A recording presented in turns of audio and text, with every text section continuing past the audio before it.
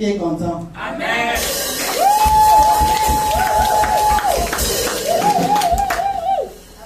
On va un peu oublier ce matin.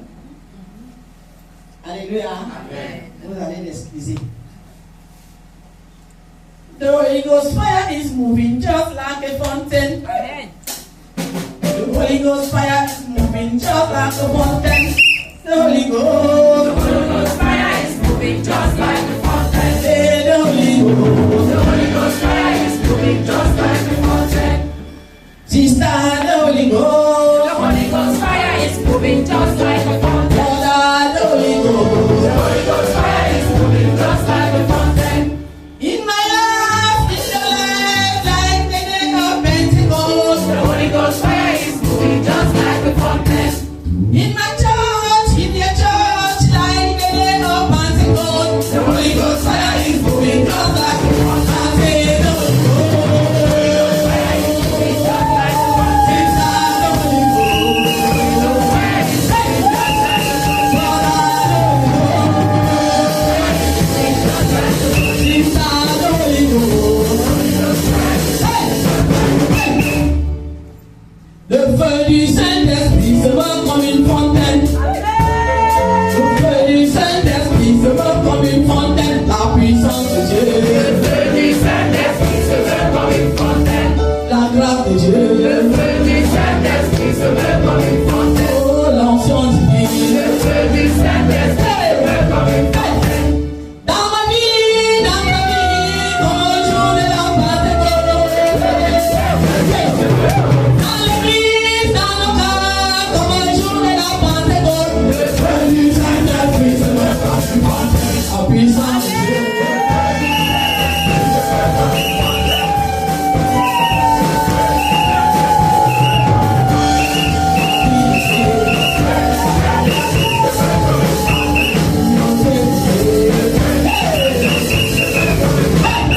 Le feu de Dieu,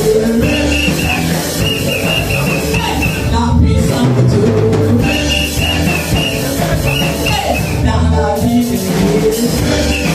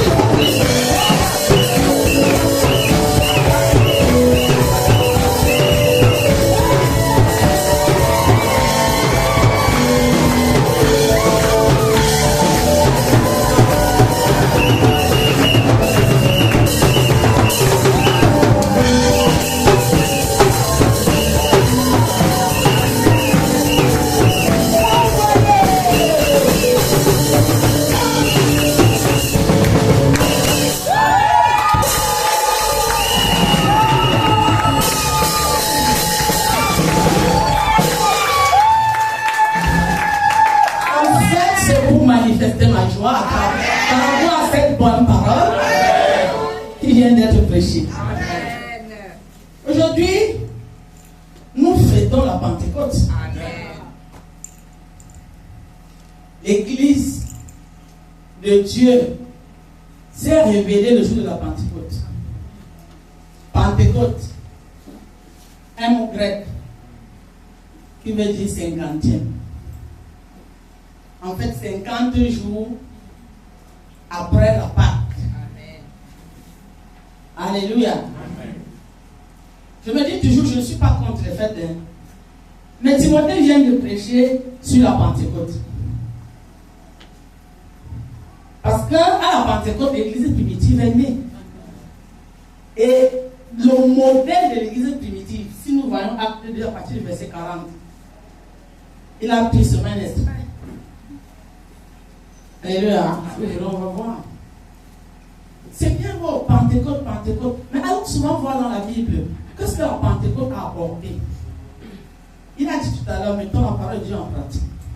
Qu'est-ce que la Pentecôte, l'église de Dieu, ce jour où le Seigneur a révélé son église à la face du monde? Comment les premiers disciples vivaient? Est-ce que vous voyez? Jean dit, je t'aime, mais dans la vérité. Je ne t'aime pas charnellement. Je ne t'aime pas de manière à ne pas savoir te dire ce que je dois te dire. Je t'aime de manière clairvoyante. Je t'aime dans la vérité. Et qu'est-ce que la vérité demande? C'est des Écritures. C'est là que basé mon amour sur la vérité. Comment nous aimons les gens? Monté nous a parlé. Et qu'est-ce que la Pentecôte a apporté? A monté l'église primitive. L'église primitive est née. Comment les disciples vivaient? Comment je vis? On dit Acte 2, 40. Celui qui veut voir, il y a un peu pour qu'on comprenne. Que Timothée est parti là-dedans. L'autre dit, je souhaite que tu prospères à tous égards. Parce que c'est la vérité. Si l'homme ne prospère pas, comment le roi va prospérer? C'est la vérité. Non, prospère. Non, c'est prospère. Dieu t'aime. Mais attends, il y a quand même des choses que Dieu dit. Bon, l'église de Christ, l'église des apôtres, parce que nous disons l'Ancien Testament, le Nouveau. Mais l'Ancien Testament, c'est l'ancien, hein, le vieux là qu'on a dit là. Et le Nouveau, on peut dire que c'est les jeunes. Mais Dieu a donné les deux. Mais maintenant, si on veut nous positionner par rapport aux apôtres, ils sont plus vieux que nous. Alors nous regardons comment ils ont fait la première église. Tu m'entends parler de la prospérité, le soin.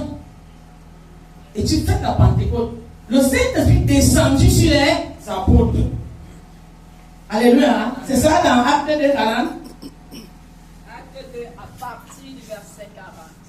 Oui, vas-y. Et par plusieurs autres paroles, il les conjurait et les exhortait, disant, sauvez-vous de cette génération perverse. 41. Ceux qui acceptaient sa parole furent baptisés. Oui, vas-y. En ce jour-là, le nombre des disciples s'augmenta d'environ 3000 âmes. 42. Ils persévéraient dans l'enseignement des apôtres. Ils persévéraient dans l'enseignement des apôtres. Allons-y. Dans la communion fraternelle. À la communion fraternelle. Dans la fraction du pain. Dans la fraction du pain. Et dans les prières. Et dans les prières. Continue. La crainte s'emparait de chacun. La crainte s'emparait de chacun. Et il se faisait beaucoup de prodiges. Et il se faisait beaucoup de prodiges. Continue. Et de miracles par les apôtres. Oui. Tous ceux qui croyaient étaient tous dans un même lieu. Tous ceux qui croyaient étaient tous dans un même lieu. Et ils avaient tout en commun. Ils avaient tout en commun. Ils vendaient leurs propriétés. Ils vendaient leurs propriétés. Et leurs biens. Et leurs biens. Et ils en partageaient le produit entre tous. Selon le besoin. Selon Si je ne me le trompe. besoin de chacun. De chacun. Ok, c'est d'accord.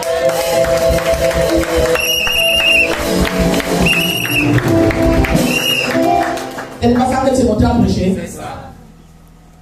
C'est comme ça que tu vis. Je ne comprends pas beaucoup. Le message est propre. C'est comme ça que je suis quitté sur le message de Timothée pour revenir ici.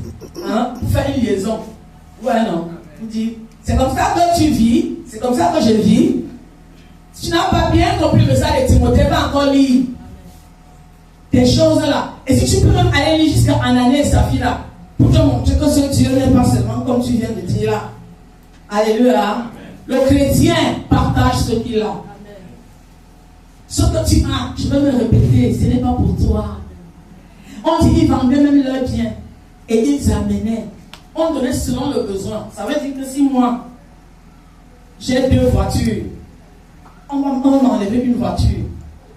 Mais il y a des gens dans l'église, des frères, qui ont des voitures dans leur parking. Et tu ne fais rien. compris? Alors donc nous mirer. C'est pas moi qui ai prêché. Voir comment est-ce qu'on vit en tant qu'enfant de Dieu. Vous savez, c'est tout ça, hein, la loi de Dieu. On va prendre tous les livres, on va vous prêcher. C'est pour arriver ici. 2 commandements. Tu aimes Dieu, tu aimes ton prochain. Comment tu vis? Comment tu planifies tes avoirs? Ça commence petit pour grandir. Si tu gères avec Dieu, si tu considères l'être humain, tu vas voir ce que Dieu va faire. Amen. Tu vas prospérer. Si tu sais te mettre à la place de l'autre, alléluia. Amen. Si tu sais attirer les cœurs pour qu'on fasse comme Jean a fait avec Agabus, c'est ça, non? Amen. Tu as rencontré Dieu. Amen. La foi, ce n'est pas trop de philosophie. Il faut aimer les êtres humains, même les païens. Mais c'est vrai que c'est d'abord dans l'église. Mais il faut aimer aussi les païens. Aujourd'hui, on rentre en voyant quelles sont mes œuvres. Il y a des gens qui ne font que moi, mes enfants, mon mari, ceci, ma famille. Vous savez, je vais vous donner un témoignage. Je vais vous donner un témoignage parce que moi, je suis la femme des témoignages. J'ai une seule dans la foi.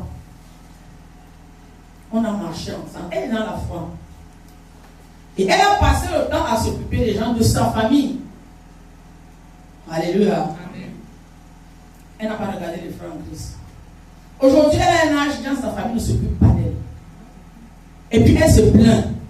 Dieu dit, ma soeur, Dieu donne 2 familles. Amen. Amen. Amen. Amen. Amen. Amen. Amen. J'aime ça. Amen. Retiens que Dieu donne 2 familles. À toi de choisir où tu veux. Si tu veux prospérer dans les 2 familles, si une te déçoit, l'autre ne va pas te décevoir. Amen.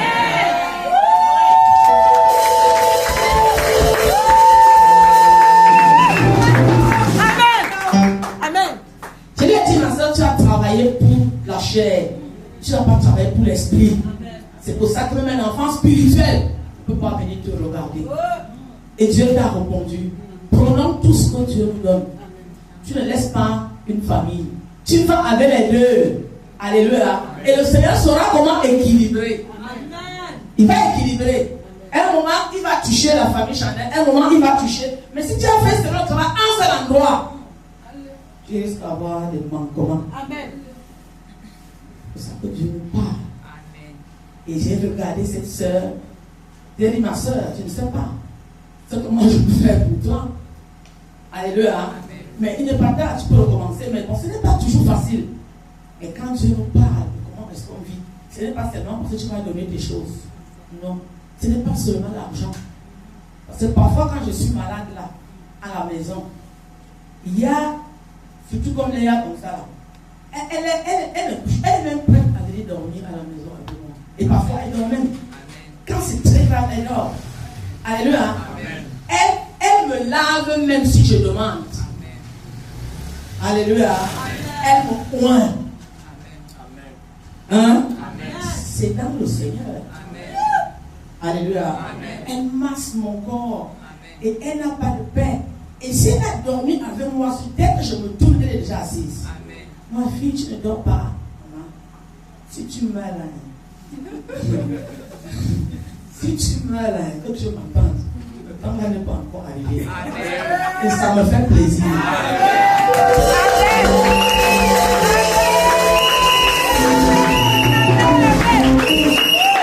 Vous avez donc vu maintenant.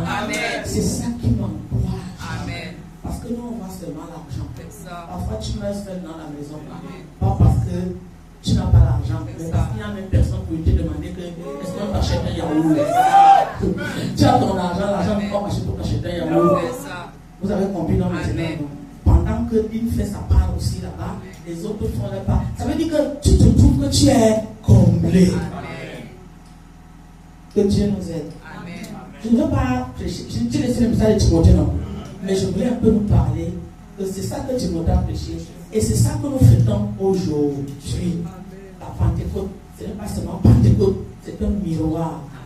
Alors nous mirer et voyons comment à partir de demain, nous allons vivre. Tu as les habits pleins là-bas, tu as les choses. Vois comment tu peux faire. Alléluia. Et le Seigneur va te compter cela. Que le nom de Dieu soit glorifié. Soyez bénis au nom de Jésus.